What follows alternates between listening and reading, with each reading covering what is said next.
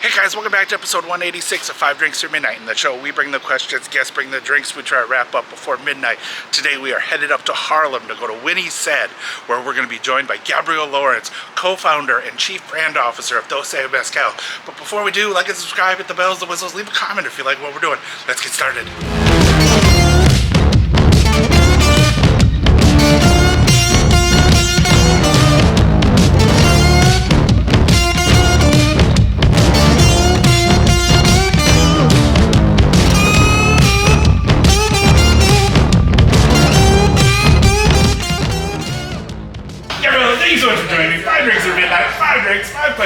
Whatever comes first. Thank you so much for inviting us to Winnie Said. How are you doing today? I'm doing great. It's a gorgeous summer day in New York. I'm happy to be here, excited to be here with you. Thank you so much. I guess question one, jump right into it. What are we drinking first? We are drinking Doce Mezcal. If you're a mezcal drinker. I am. Perfect. So we're having mezcal neat. This is the best way to have it. I always like it with an orange slice on the side. That juiciness in between kind of the sips is really nice. A little vitamin C on the side. Excellent. Cheers. I'm not gonna lie. I had Doce the very first time at the Agave Fest at Analog about 2 weeks ago. So yes. Fellow Agave lovers, like unite. So no, we're super excited about this. This is a 46% Espadine made from 8-year agave. Capon agaves, roasted with a mix of pine and oak wood. And we really wanted to create something with a sweeter smoke. Sometimes some mezcals are a little bit overwhelming on that front palate. Really rounded flavor, super dynamic. Of course, great in a cocktail, but also tastes great. Delicious neat. Too. Yeah, exactly. So we had to start off strong. Excellent. Love it. Salud. Yes. Yeah. Well, question one. It's the same for everybody. It's always the same. It's an origin story. How'd you get started in the spirits business? How did I get started in the spirits business? Well, I will say I am a person who works in the business of experiences, who works in the business of, creating feelings and emotions and hospitality experiences. So I, like many people growing up younger, worked in the restaurant business in some degree. Okay. I was never a bartender. I have so much respect for bartenders. I'm way too clumsy for that. Yep. I was always a hostess. Okay. So was always kind of a hostess growing up. And then basically the couple years before launching Doce, I also had a PR firm. So that was kind of, my kind of early 20s, teens. And then when I got to adult life, I opened a PR firm and we were working with clients in the lifestyle sector, from fitness studios to food tech platforms to canned wine brands to some different hotel projects. I was doing hospitality partnerships for Apple as well, the app, which was really fun, and dived into hospitality a lot there. But really, kind of touching all aspects of experiential, doing media relations, influencer strategy, all of those things. And then really, I fell in love with mezcal just through New York City cocktail culture. Okay. It's the flavor really agreed with me. It's super dynamic flavor. And also, frankly, it was the only thing that wasn't getting me hungover. That, I will not lie, is the complete thing. I love a wine girl, I love wine, but more than 2 glasses of wine, I feel like I woke up in the Sahara Desert in the morning. Super dehydrated. So fell in love with mezcal. And then my co-founders, I have 2 co-founders, and everybody kind of has their different experiences or different pathways to mezcal. My co-founder, Mia, she did some work in Oaxaca in the jewelry space, so she's really, been with mezcal from the beginning. And then our founding partner, Gabriela, 2 Gabrielas, not to be confused, she is also from Mexico, so she definitely has always been a history ritual with mezcal, and she really introduced that kind of side of the spirit to me. Awesome. And the rest was history. Awesome. So we launched the company in 2022, bottles on the shelf for almost 3 years. Congratulations. Cheers to that. That's fucking awesome. I'm always down for cheers, yes. So then, really, you were not really an agave spirit kind of person until you came to I was a tequila person, definitely. I mean, I feel like this shift happens when you hit college and the post grad, and because we really started the company when we were in our late 20s when we decided to, and at that point I had experimented with all different things, right? In college it was like a vodka era. I cannot go back to vodka anymore, sorry to the vodka drinkers. But and then experimented with wine, with gin, different kind of things. Definitely, was definitely moving towards agave and tequila, and through tequila, that was my gateway to mezcal. All right. Yeah. Awesome. Yes. And then again, like you said, women. Do you have two other women? Women. Yeah, we say Doce is a women's touch from start to finish. Excellent. We partnered with a third generation, family-owned, also women-led distillery in Oaxaca. Awesome. So, and actually, the agave fields were planted by our maestra mezcalera, basically our master distiller, were planted by her mother-in-law. So truly, we say Doce Mezcal, or a woman's touch from start to finish, because you can feel that energy in the bottle and the spirit, the gentle smoke. You definitely feel that. Awesome. Yeah. How did you meet? Like, did you business partners? Were they part of the PR firm? Yes. So exactly. So Mia, she was my client when I had the PR firm. Okay. And she was working for a jewelry brand, and I had just opened up my firm, and we started working together as a client relationship. Fucking awesome. Definitely the calls switched to let's just do this over drinks. You know what I Yep. mean? And kind of became friends in that way. And then Gabby and Mia, they know each other since study abroad in Doha, Qatar. Okay. So they say they were bonding over tequila and partying. Awesome. In their early 20s, living in the Middle East. And yeah, so just through the years, obviously I met Gabby as well, and kind of we're all in this just New York, adjacent ecosystem. Gabby was spending some time in DC, so just, yeah. That's fucking awesome. That's so cool. Yeah.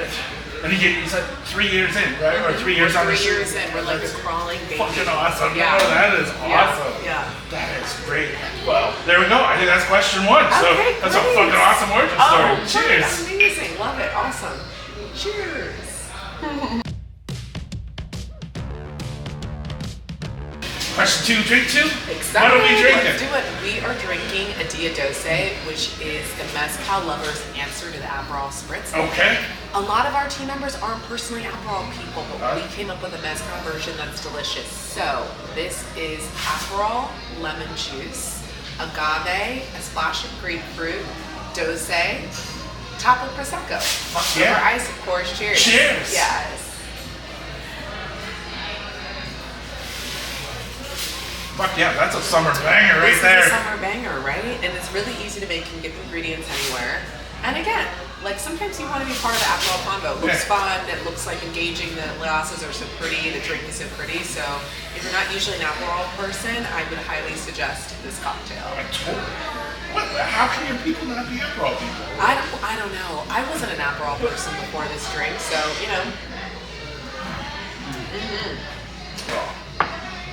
What is your favorite way to enjoy it?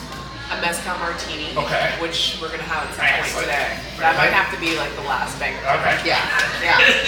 Send you out on here? Yes. Down for it. Exactly. Awesome. So, question two. Who or what has been one of your biggest influences in your journey into the spiritual world? Into the spirits world, I'll actually will say who's my biggest inspiration building Doce, like we're building for, and that's truly the everyday person, everyday consumer. The person that's trying to find their signature drink, their signature cocktail, and because for our team, that was kind of the point that we were on. The person that's just trying something for the first time. I'm so inspired by the consumer.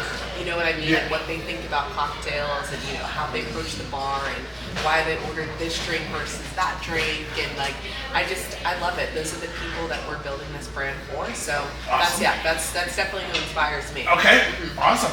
What does success look for you guys other than bottles sold?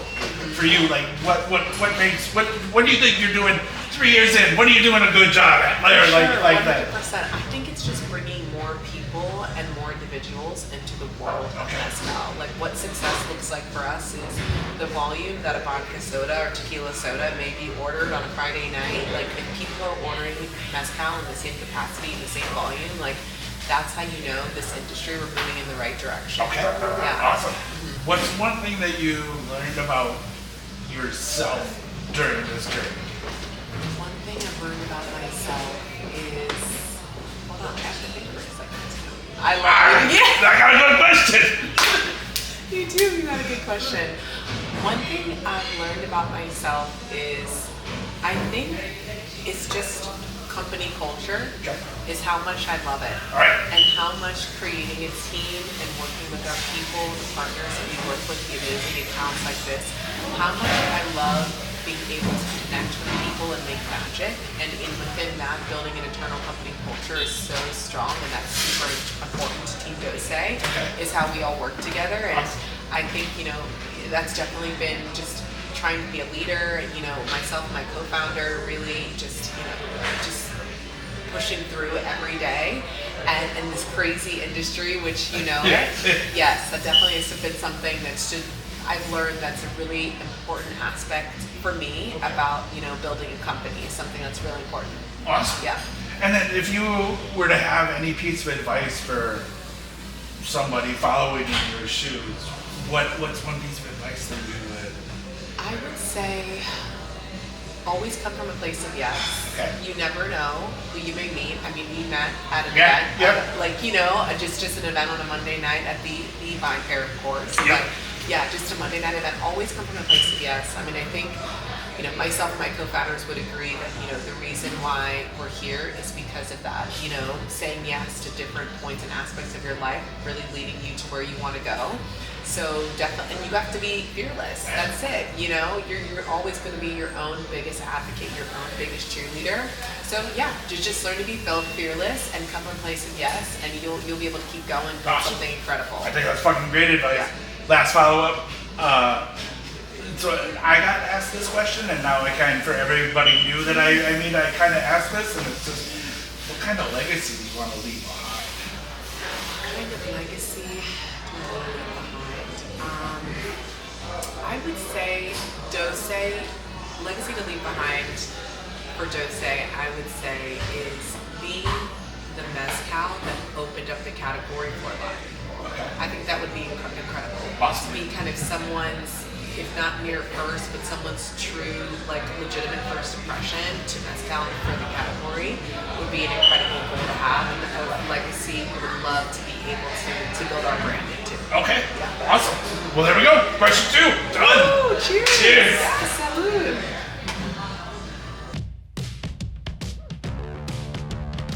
Question 3, you drink 3? Question 3. What are we drinking? Question 3 is an espresso martini with mezcal, of course, with Doce, to be specific. Excellent. Cheerio. I feel like espresso martinis are pretty controversial. I know bartenders hate making them, and people have their own little tricks and tweaks of how they have theirs.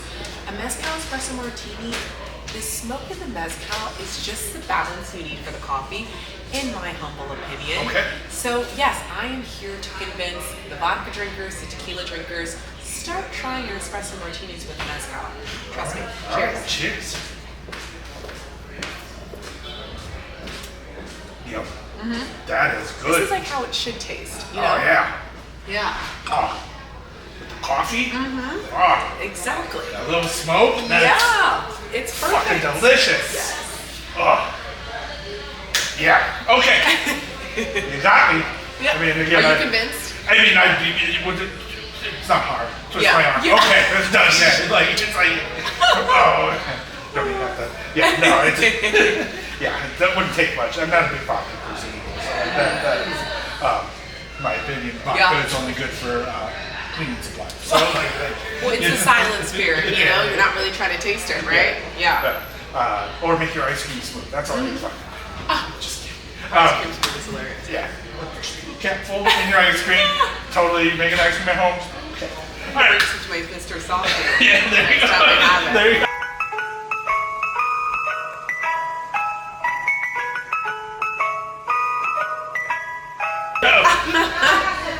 All right, question 3.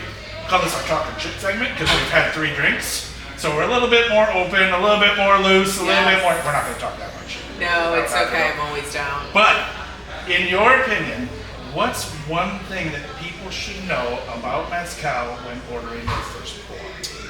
When ordering their first pour, I think people need to know that mezcal is very dynamic, okay? You can make mezcal from over 30 different varieties of agave. So when people say, oh, it's too smoky, there's so many different things you can try. It really actually reminds me of the red wine industry. Okay. In the sense, you have your Malbec, your Pinot Noir, your Cabernet, whatever you have, different regions, it'll taste differently, the terrain, everything impacts flavor, how people grow, their techniques.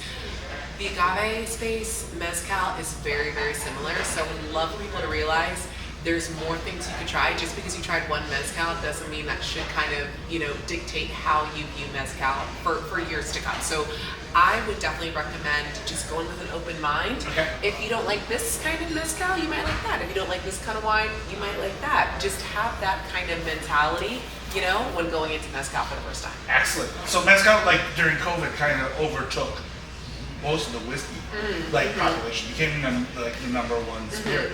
Where do you think the next big opportunity in the U.S. for mezcal is? In terms of other states? Well, even like growth, or even it became the number one, people experimented. Fastest growing category. Yes, 100%. Like it's 100%. like everybody went nuts and started trying stuff different, which was great, which is the only thing that was really good out of lockdown. But where do you think the next big growth for mezcal is? I think mezcal is really where tequila was years ago, 7, 8 years ago, right? It's still just getting started. In New York, we have the best of the best when it comes to hospitality and cocktail bars and spirits. So we've seen so much here, but the rest of the country has not experienced mezcal in the same way. Okay. I will travel to other states and maybe there's only one mezcal on the shelf, when in New York, you might have 10, 5, 6 different mezcals on the shelf. People are still getting started. So where I see mezcal's growth going is purely just expanding, in other regions. I'm from Virginia, and I'll go home sometimes and people will be like, is that the smoky tequila? Like they really still do not know, you know what I mean? And even on menus, you don't really see it as much as you do here. So I think in terms of growth, that's really kind of where it is.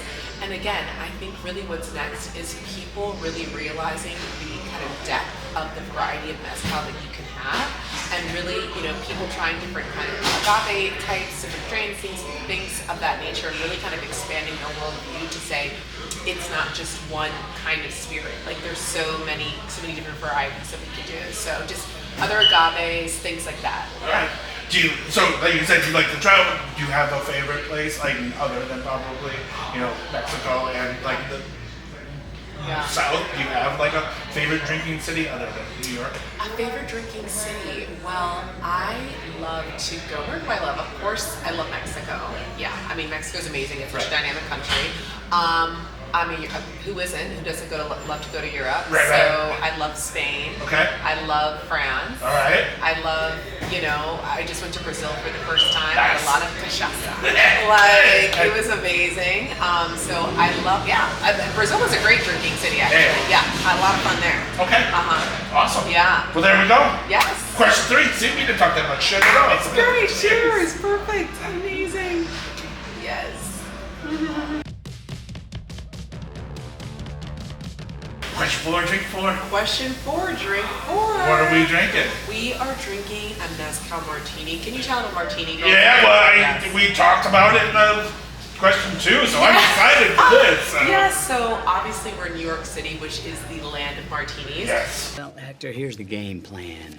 You're gonna bring us 2 absolute martinis. You know how I like them, straight up. And then precisely 7 1/2 minutes after that, you're gonna bring us 2 more. Then 2 more after that, every 5 minutes until one of us passes the fuck out. I had to do a Oaxaca meets New York version. So I like this recipe because you can order this at any bar, restaurant, cocktail bar, and they're always having ingredients.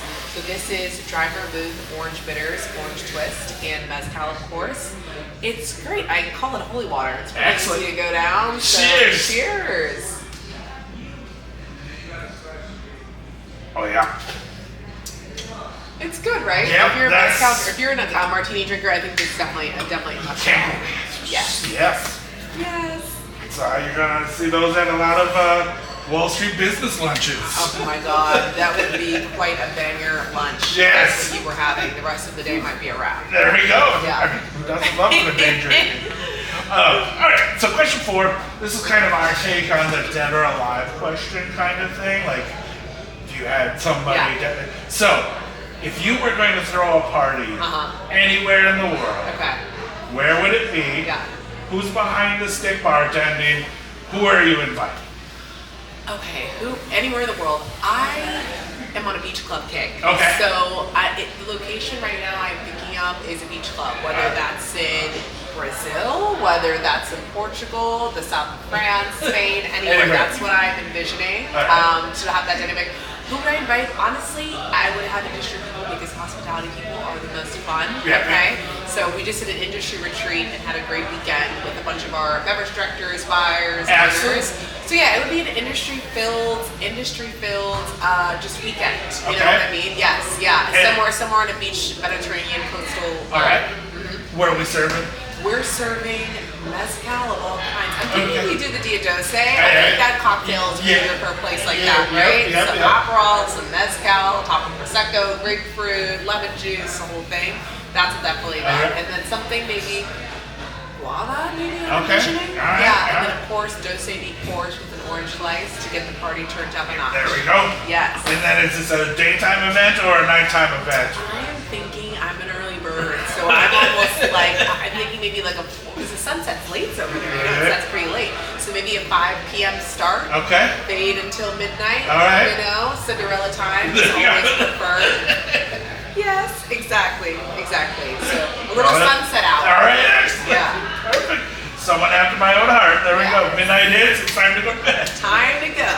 Oh, that's question 4. Wow. Super easy. Sorry. That was hydration cheers. There we go. Hydration cheers.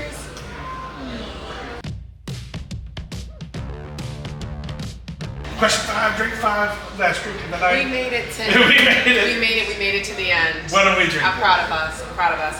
We are drinking the Slow Potion, which is an amazing cocktail now on the menu at Winnie Said in Harlem. Cheers, a little color for the summer. Awesome. And mezcal, of course.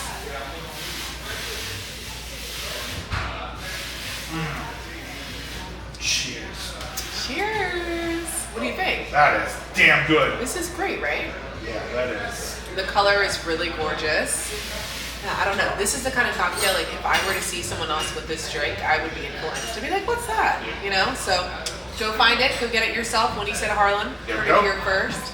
Yes. Alright, so question 5 comes out. Let's look at the Whiskey Wednesday going. You can flip it, you can spin it, you can do whatever you want.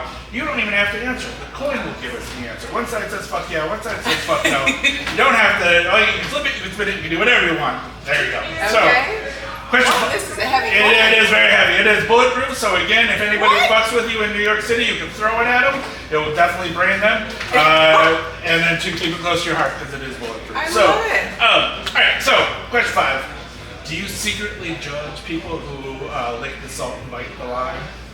I actually don't, and listen, Tim, I could care less what you do as long as you're drinking mezcal. But what I will say is I do judge people who order like a pour of mezcal or a shot or whatever it be pour, and they order it with lime and not orange. Okay. Yes, so that's where I might be judging just a little bit. Just a little bit. Just a little bit. Just a little bit. Yeah. All right. Yeah. Oranges with mezcal always. All right. Yeah. Excellent. Yeah. Well, there we go. That is 5 drinks down, 5 questions answered. And my buzz is definitely There you buzzing. go. Wow, Yeah. or more than buzzing, depending on when I stand up. Yeah. Thank you so much for joining us. Yes. Thank you so much for inviting us to Winnie Said. This Thank has been amazing. you so much. You guys are the best. And I can't wait till we drink together again. So. I know. To more Cheers. mezcal in the future. Yes. Salud. Cheers.